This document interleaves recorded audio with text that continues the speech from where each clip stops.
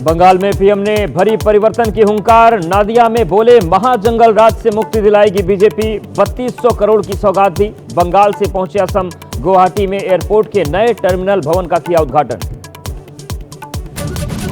जी Ram ji bill पर कृषि मंत्री शिवराज सिंह चौहान का बड़ा बयान। बोले बंगाल और पंजाब जैसे राज्यों में मनरेगा में भ्रष्टाचार।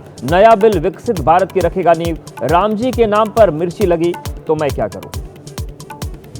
आप लोग चाहते हैं कि हर किसी की जुबान पे जी राम जी आ जाए। उसका शॉर्ट फॉर्म अगर जी राम जी हो गया तो इसमें दिक्कत क्या है, आपत्ति क्या है? राम के नाम से आप लोगों को भी मजा आता है किसी को चिढ़ क्यों होती है?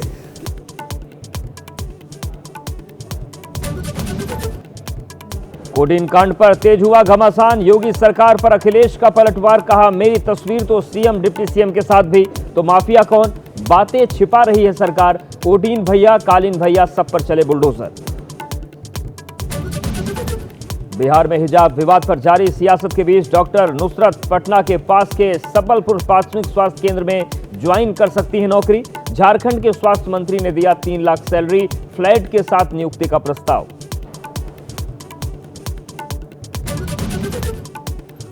बांग्लादेश में हिंसा के बाद तनाव बरकरार। उस्मान हादी का अंतिम संस्कार। नमाजे जनाजा में उमड़ी भारी भीड़। हिंसा की आशंका के बीच कड़ी सुरक्षा।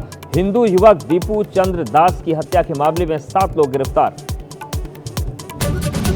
T20 वर्ल्ड कप के लिए टीम इंडिया का ऐलान। सूर्य कुमार यादव कप्तान, शुभमन गिल टीम से बाहर।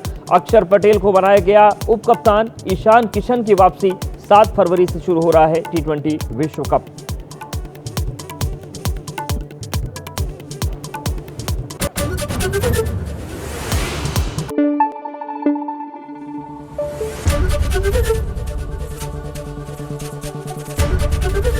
एबीपी न्यूज आपको रखे आगे।